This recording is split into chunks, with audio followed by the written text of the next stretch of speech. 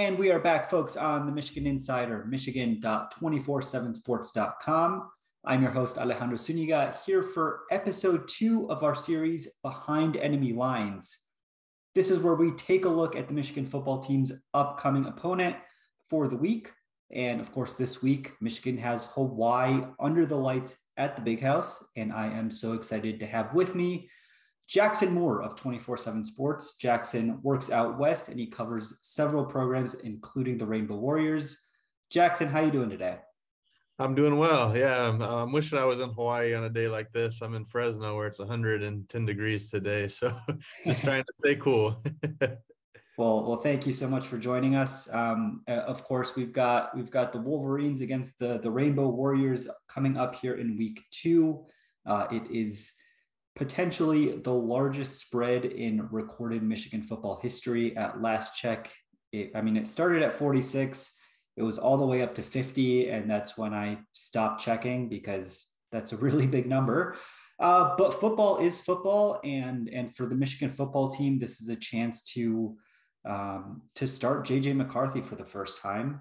We'll see what he brings at quarterback, and it's a chance to potentially to see some of that depth, some of those freshman faces that we saw in week 1 against Colorado State. And it's a chance for Hawaii to show themselves too. I guess I'll turn it over to you, Jackson. Hawaii has had a very interesting offseason. It has, I think as the saying goes, if your football program is the subject of state Senate hearings, it's almost never good news. Pretty sure people say that. I'll toss it over to you. What's this offseason been like, and what's this beginning of the 22 season been? Yeah, it's been wild for sure. I never would have imagined that Hawaii's team would look this depleted a few months back. They were bowl eligible the last 2 years under Coach Todd Graham. It wasn't terrible football by any means, but you could just tell that the culture had been thrown off. It's a very unique culture and place to have a football program, and they take a lot of pride in that. And that coaching staff was kind of stripping a lot of that away, and just the overall feeling that players had for playing for Graham had been totally just been thrown out for those guys. And so about all the star players hit the transfer portal, there were allegations about mistreatment and led to the state Senate hearing. And by all accounts, it seemed like UH was not wanting to make a move until just the public outcry got overwhelming and got to the state government and everything. So they really pushed that through. And then even in the coaching change, a lot of people wanted June Jones. He was vocal about wanting the job. And that was another controversial deal where it sounded like they didn't really offer him something that was actually would a sane person would accept. So they move on to Timmy Chang, and it's going to be a long rebuild. And it's a little unfortunate because the last time UH came out to Michigan, it was almost the exact same scenario where Norm Chow kind of tanked the program and Nick Rolovich was taken over. And about every season from then to now has been pretty solid in some degree, but now it's like starting from square one and right back in the Big House to do it. You talk about rebuilding. One thing I found in my research is that UH currently plays at the smallest stadium in FBS football. Of course, the principal stadium out on the islands was condemned, and they are hopefully rebuilding it. But they're going from playing in the smallest stadium to the biggest stadium, literally as big as you can get. This will almost certainly be the biggest crowd in Hawaii football history. If not number 1, it'll be number 2, behind only the 2016 game that you just referenced when they came out here for the opener back in 2016. But yeah, like you mentioned, it's a depleted roster, and it's been a rough first couple weeks. Week 0 was Vanderbilt. Week 1 was Western Kentucky, both at home, both blowout losses. And you talk about Michigan trying to settle on a quarterback. So is Hawaii. It looks like, from what I've seen, is that Joey Yellen, who's the transfer from Pitt, will be starting at quarterback this week. But I'm sure we'll see multiple people under center. When we're looking at the Hawaii offense, I know it's been a struggle. I know there have been 0 touchdown passes thrown so far, which is not a fantastic way to start. What do you see when you're watching the Hawaii offense? Yeah, it's an offense that is not quite the run and shoot that Timmy Chang became known well for as a player, and that Hawaii has run a variation of it even recently. But it is still a spread passing attack, heavy on the pass, and um, they're going to try to mix in more run than a run and shoot team would. I've seen just a lack of quarterback play, frankly, to run that offense. Braden Shager has played the majority of the first 2 games, and he filled in for a couple starts last year, and looks like he's going to be a scratch for this weekend, and it looks like he's hurt. So that makes Hawaii's job a little easier in trying to figure out who to put out there. It's been him and Joey Yellen. Yellen came in the first game.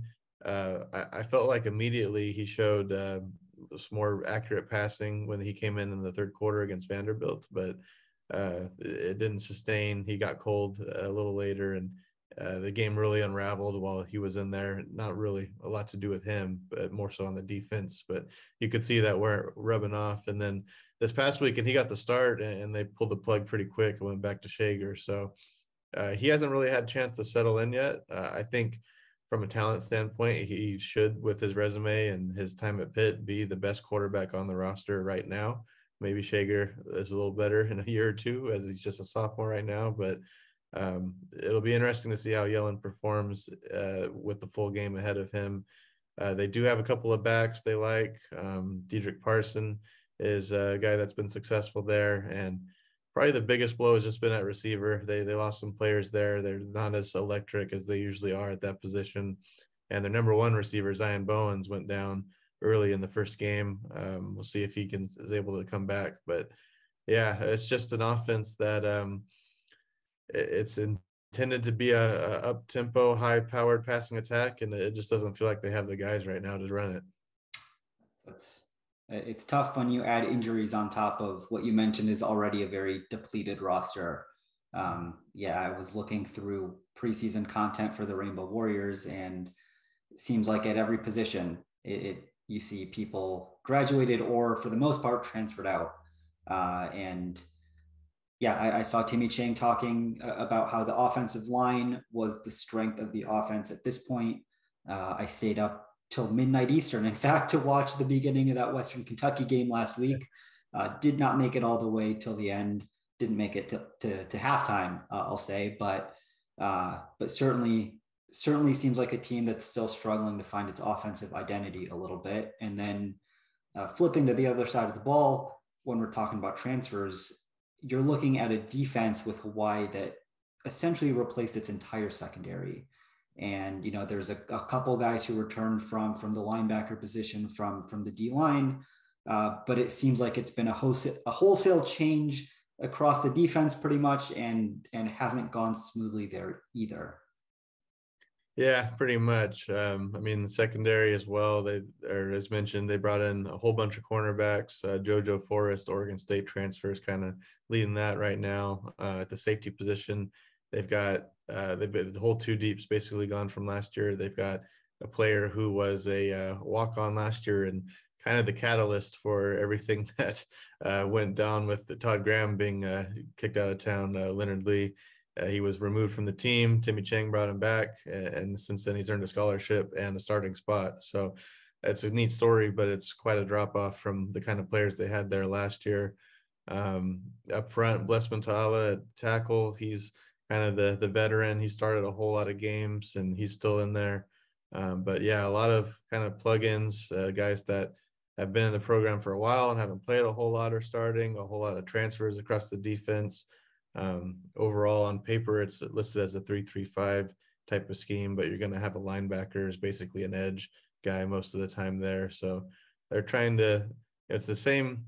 Their defensive coordinator, Jacob Yoro, has been in the program for 5 years. So they haven't made a lot of wholesale schematical changes, but it is a little different. And the personnel as well. They're still breaking in a lot of new guys. Well, this Hawaii-Michigan game, like I mentioned, it's a 50+ point spread. But for Michigan, it's an opportunity to figure out their quarterback situation a little bit, to figure out some of their depth. especially on the defensive side of the ball where they had to replace so much. On the Hawaii side, this is a chance. Well, number one, they're getting paid, I believe it's $1.9 million for this, which when you're looking at a school and a program that is, renovating its football facilities and, has gone through coaching changes and is trying to maintain themselves even as a D1 program, is what the fight has been. This is an opportunity to put Hawaii football on the map, put them in front of eyeballs, remind people that this is a program that exists and, like you said, as of last year was bowl eligible and has been a pretty solid program for the past few years. And it's also a chance for players to themselves make a name for themselves, right? It's a chance for them to play in front of 110,000, in front of NFL scouts. As you're looking at the Hawaii roster, is there one player or maybe a couple players that you think could really do that and shine in Saturday's game?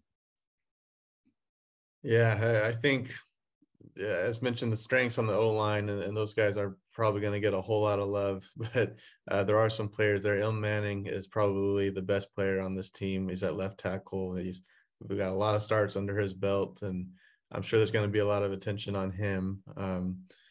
Yeah, I mean, it's a little far and few in between, but as mentioned, it is a big stage for them. Another unique part about Hawaii is that the large majority of their games are on local pay-per-view, so the rights don't go nationally unless you're someone on the mainland who's a family member or has figured it out via gambling. You probably don't know how to find these games. They're available online on stream. So there's only 4 nationally broadcasted games, and this is one of them. So they're going to be pumped up for that. As mentioned, some of the players that even I would turn to first are guys like Zion Bowens, who may not even play, and Braden Shager, who's going to be scratched. So I do like the tight end, Jordan Murray. He's been a nice addition from Missouri State. He's added a little bit of a dimension there. Hawaii's usually not known for tight end play. So yeah, we'll see if maybe some guys emerge, because not a lot have so far through 2 weeks. Fair enough. Well, we'll wrap up. I don't want to make you give us a score prediction necessarily, given that it is a 50-point spread. But is there one thing that you'll be looking at this Saturday, whether it's a certain stat, a certain player, or a score, if you want to give it, to leave us with a prediction for Saturday? Yeah, I anticipate it's going to be pretty lopsided. I wouldn't be surprised if the spread is met or is in that range. But for me, I was from the Hawaii side looking to see if this team can just kind of shake off some of the bad vibes from the first 2 games. I mean, they've had several plays in the first 2 weeks where a fumble lands into the opponent's hands in mid-stride and they take it for a score, or a pass gets deflected and it's caught mid-stride by the defense and for an interception. It's just been not just that they've gotten blown out, but they've had some bizarre plays and some bad luck. And so if they can avoid some of that, maybe they'll keep it a little closer than the spread suggests. But if they can just come away with something positive, it's been hard to find a lot of moral victories so far. And this is a game where if you just can be competitive for a while, you can feel maybe a little good about it. Going against a top 10 team on the road, Hawaii's actually played very well in the first quarter of those first 2 games, regardless of what those final scores say. So there may be some moral victory opportunities here, but I can't see it being very competitive overall. Well, moral victories and a fat check going back maybe to the islands on Sunday morning or Saturday night. For myself over at the Michigan Insider, thank you so much for listening. Jackson, thank you so much for joining us on the podcast. Hope the weather cools down for you. And for our listeners, you can, of course, find more coverage like this over at themichiganinsider.com, michigan.247sports.com. If you like this podcast, be sure to subscribe, rate it, and tell your friends. We'll catch you at the football game on Saturday. Peace.